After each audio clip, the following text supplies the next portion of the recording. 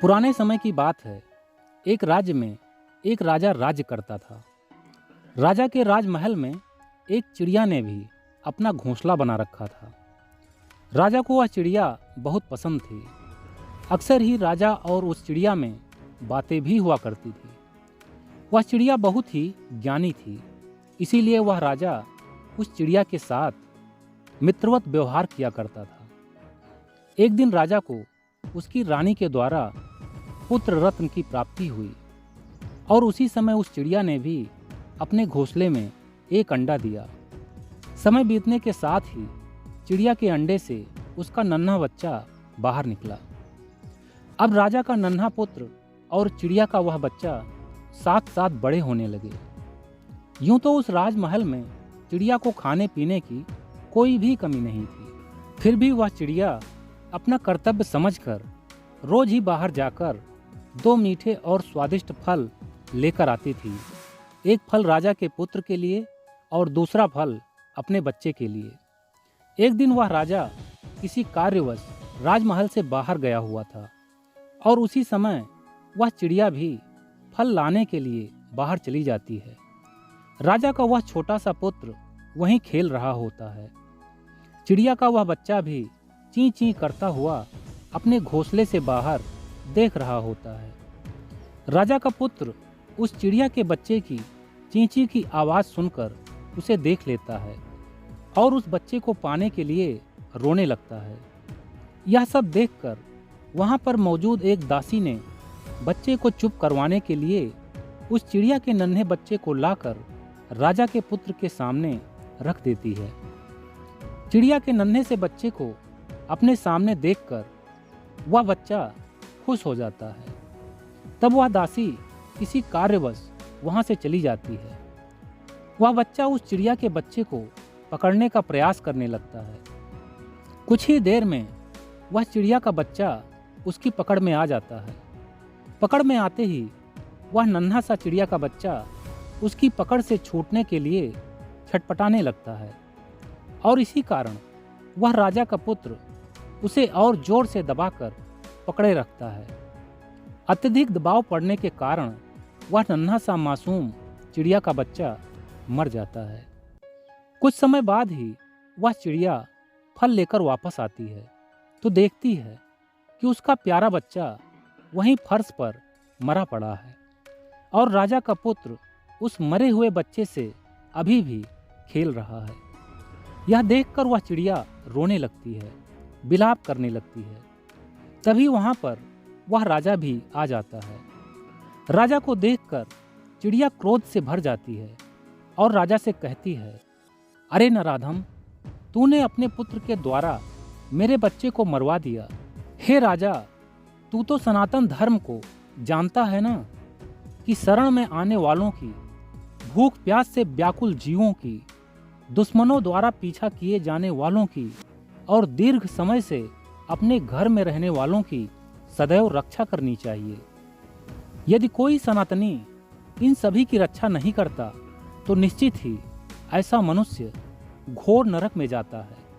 यही कहकर वह चिड़िया क्रोध के आवेश में राजा के पुत्र की दोनों आंखें अपने पंजों से फोड़ डालती है और तुरंत ही आसमान में उड़ जाती है। राजा को उस चिड़िया पर बहुत क्रोध आया क्योंकि उसने राजा के पुत्र की दोनों ही आंखें फोड़ दी थी।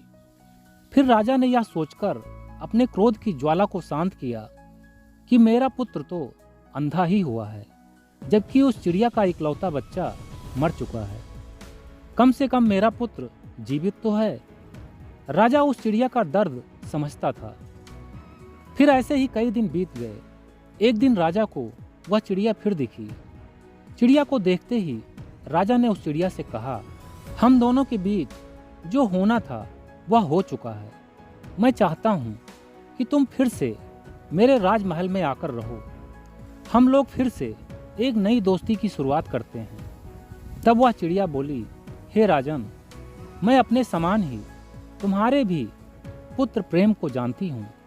तुम्हारे पुत्र की आंखें फोड़कर मैं तुम्हारी अपराधी हो गई हूँ, इसीलिए अब मैं तुम्हारे राजमहल में रहना नहीं चाहती।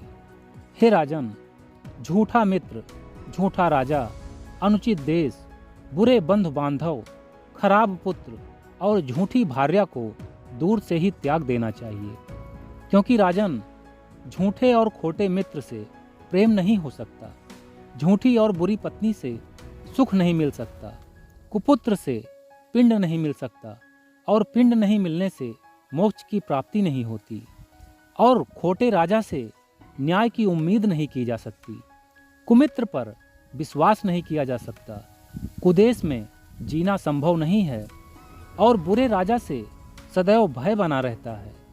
कुपुत्र से सभी प्रकार के दुख मिलते हैं। हे राजन, जो मनुष्य अपराधी पर विश्वास करता है वह मनुष्य लंबे समय तक अनाथ और दुर्बल की ही तरह जीवन व्यतीत करता है। अविश्वासी का विश्वास कभी भी नहीं करना चाहिए, क्योंकि ऐसे लोगों पर विश्वास करने से जो भय उत्पन्न होता है वह जड़ को भी काट डालता है। हे राजन, मनुष्य बार बार के भय से शत्रुओं को जीवित नहीं रखते, क्योंकि अगर शत्रु को, ऋण को और अग्नि को अगर थोड़ा भी बाकी रहने दिया तो यह सभी धीरे धीरे इकट्ठा होकर बढ़ने लगते हैं। इसीलिए इनके शेष का भी शेष नहीं रखना चाहिए, बल्कि इनका समूल नाश कर देना चाहिए। शत्रु चाहे एक ही स्थान पर रहता हो, एक ही साथ बैठता हो, या भले ही एक ही पात्र में भोजन करता हो और प्रगाढ़ प्रेम बनाकर रहता हो, फिर भी वह अपने पिछले बैर को याद करता रहता है। इसीलिए हे राजन, शत्रु के साथ रहकर भी उस पर विश्वास नहीं करना चाहिए, क्योंकि राजा इंद्र ने अपने दामाद होकर भी उलेमा को मार डाला था। जो मनुष्य मन में बैर छिपाकर प्रेम भरी बातें करता है, बुद्धिमान मनुष्य उस पर कभी भी विश्वास नहीं करते। जैसे हिरण बहेलिये के पास कभी नहीं जाता, उसी प्रकार से मनुष्य को अपने शत्रु के सानिध्य में कभी भी नहीं जाना चाहिए। जो मनुष्य अपने जीवन में इन सभी बातों को ध्यान में रखता है, वह मनुष्य कभी किसी से भी छल या धोखा नहीं खा सकता। दोस्तों, यही कहकर वह चिड़िया उस राज्य को छोड़कर हमेशा हमेशा के लिए दूसरे राज्य में चली जाती है और कभी भी लौटकर वापस नहीं आती। दोस्तों, अगर आपको यह कहानी पसंद आई हो तो इसे अपने दोस्तों के साथ शेयर जरूर करें। ओके फ्रेंड्स, तो हंसते रहिए, मुस्कुराते रहिए, हर दिन कुछ अच्छा सीखते और सिखाते रहिए। मैं मिलता हूँ नेक्स्ट वीडियो में एक नई मोटिवेशनल स्टोरी के साथ। तब तक के लिए take care, wish you all the best, bye bye.